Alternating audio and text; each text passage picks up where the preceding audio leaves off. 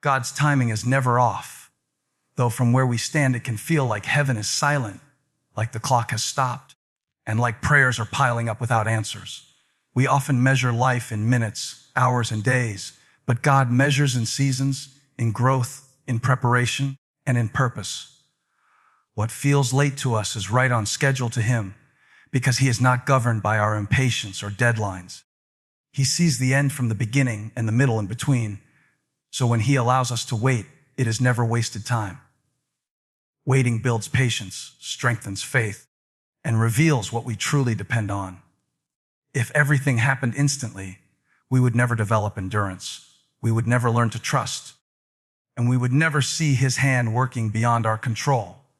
Sometimes God delays not because He is punishing us, but because He is positioning us.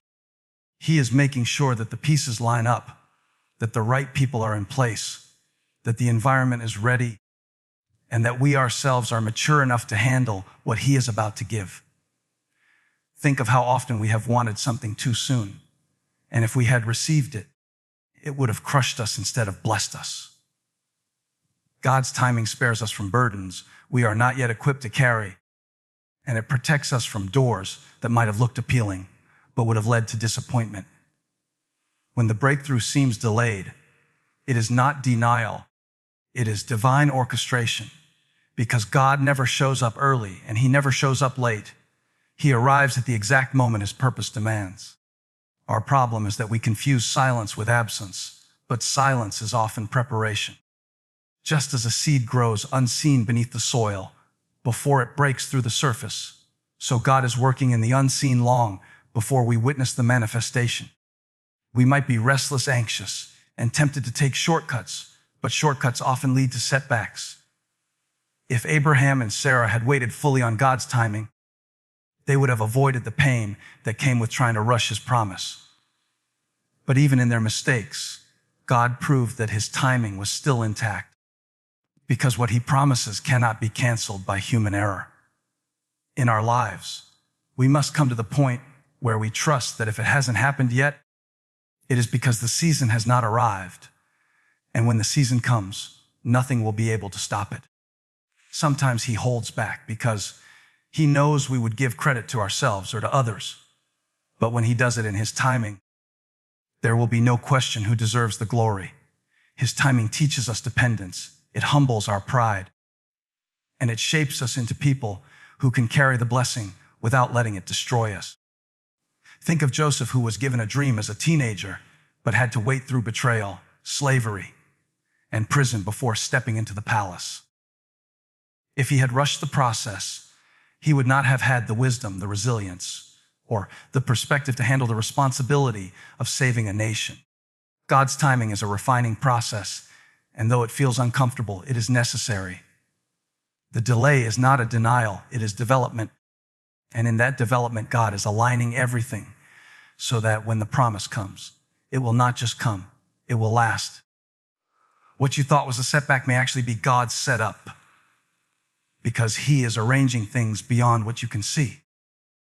While you are pacing the floor wondering why it hasn't happened, God is working behind the curtain, building the stage, and you don't have to live under the crushing weight of self-sufficiency.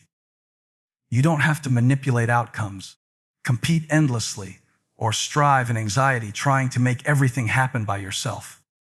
You are called to give your best, but you can rest knowing that God's grace covers the gaps, redeems the mistakes, and accelerates the outcomes. Sometimes we think if we just try harder, if we just push more, things will happen, but effort alone cannot unlock destiny. Grace takes effort further than it could ever go on its own. Grace delivers what effort cannot reach. You may be in a season where you feel like your effort is not producing results.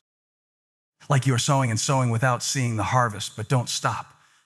Keep showing up, keep planning, keep serving, because grace knows when to release the increase. At the right time, all the effort you thought was wasted will be multiplied by His hand. Grace never ignores effort, it amplifies it. And even when your effort falls short, when you are weak, tired, or feel like you don't have enough, grace steps in as the sufficiency that carries you forward. That's why no one can ever boast as though they made it all happen on their own, because every success story has God's grace written all over it. Your effort matters because it proves your commitment and responsibility, but grace delivers because it ensures that the outcome aligns with God's will, His timing, and His glory. Destiny doesn't require chasing, because what God has already written for your life will never pass you by, and no amount of striving, competing, or comparing can bring it any closer than God has appointed it to arrive. We live in a culture that glorifies the chase, chasing success, chasing recognition, chasing opportunities, chasing people. Yet the truth of destiny is that it does not need to be chased, it needs to be trusted. When something is ordained by God, it has already been assigned to you, sealed with His authority, and preserved in His timing. You don't have to beg for it, manipulate for it, or wear yourself out trying to force it, because destiny has a way of finding you when you walk in obedience and faith. Look at David, who wasn't in the palace campaigning to be king.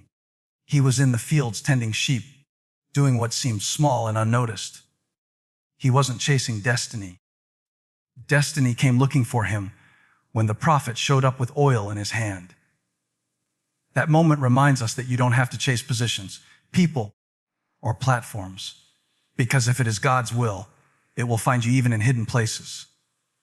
The same truth is seen in Ruth, who was gleaning in the fields, not chasing a wealthy man, not orchestrating her future, but simply being faithful in the season she was in.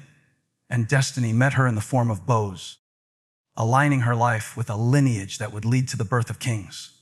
When you chase destiny, you exhaust yourself trying to control outcomes that were never meant to be controlled by human effort. But when you trust destiny, you can walk in peace, knowing that what is yours cannot be stolen, delayed, or denied. Chasing creates anxiety because it comes from a fear of missing out, a belief that if you don't run after it, you'll lose it. But destiny is not fragile. It cannot slip through your fingers because it is anchored by God's sovereignty.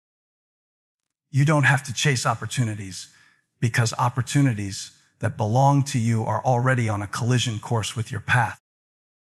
You don't have to chase relationships because the people meant to be in your life will align with your journey without manipulation. You don't have to chase validation because God's approval is greater than human applause, and His assignment is not dependent on their recognition. Destiny doesn't require chasing, it requires faith, patience, and alignment. Your responsibility is not to run after the future, but to steward the present faithfully, because the way you handle today positions you for tomorrow. Joseph did not chase his dream into Pharaoh's palace. He simply remained faithful in Potiphar's house, in the prison, and in every season in between, and destiny elevated him at the right time. That's the beauty of walking with God. He knows how to find you wherever you are. The world teaches you to chase after things, but the kingdom teaches you to seek first the presence of God, and everything else will follow. Chasing destiny places the burden on your shoulders, but trusting destiny places the weight on God's shoulders, and His shoulders are strong enough to carry it.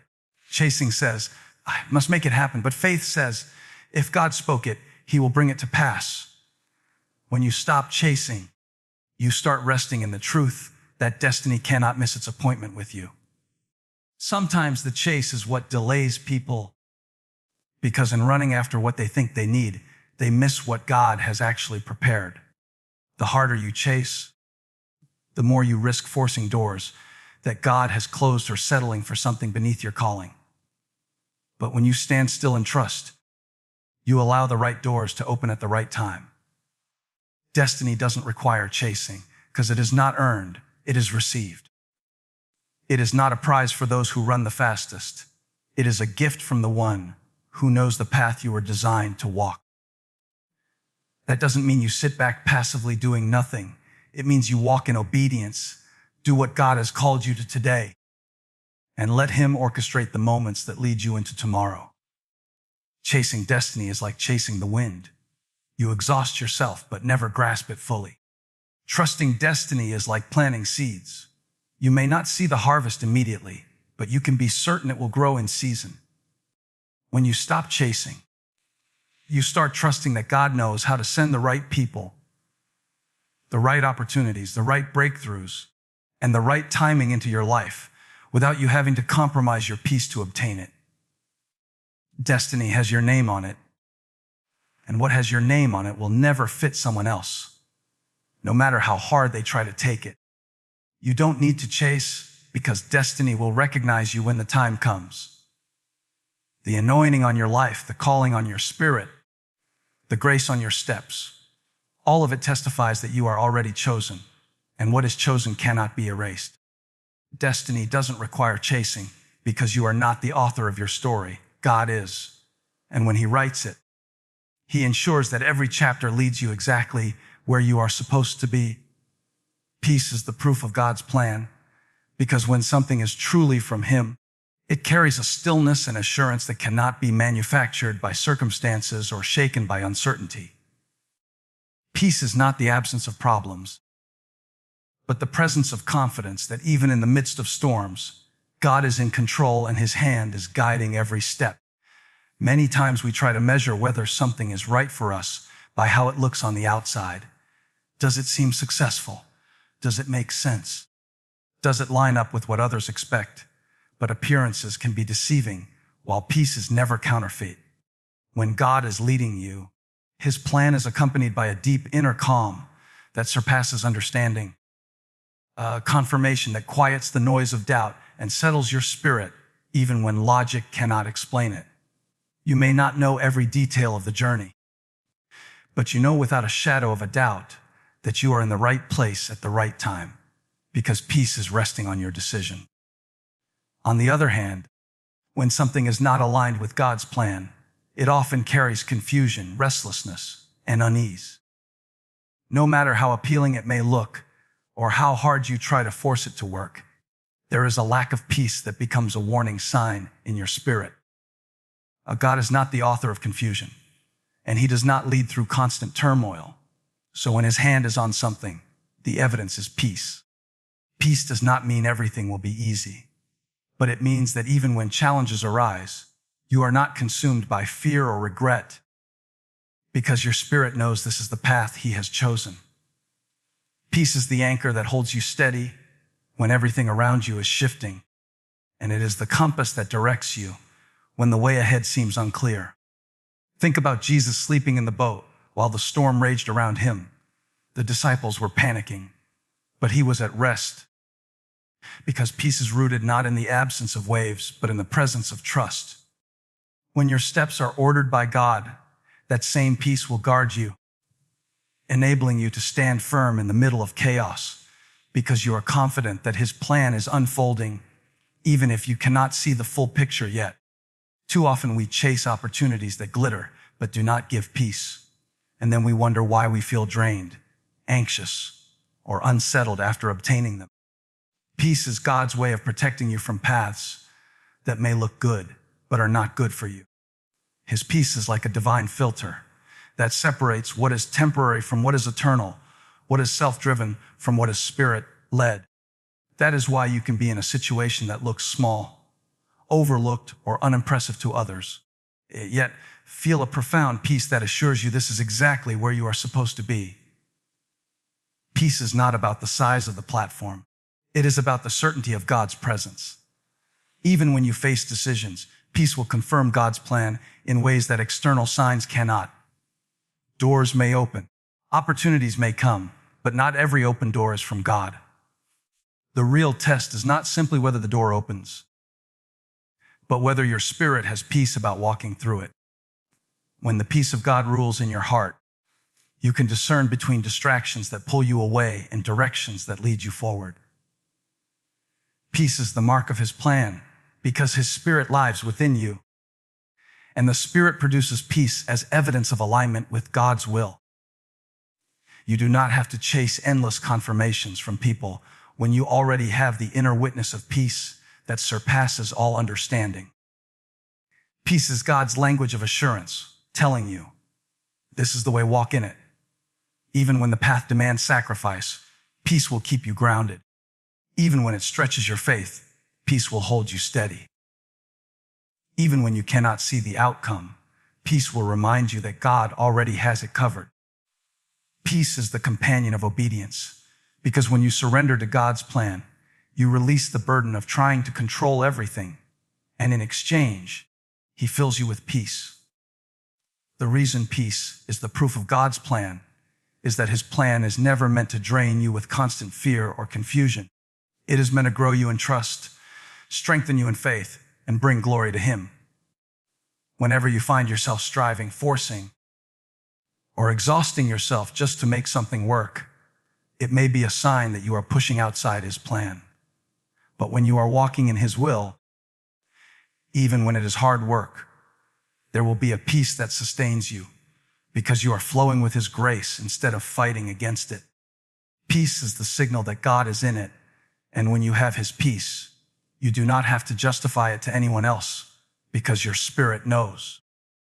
The world cannot give this kind of peace, and the world cannot take it away because it does not come from circumstances. It comes from the certainty of God's presence and His purpose over your life.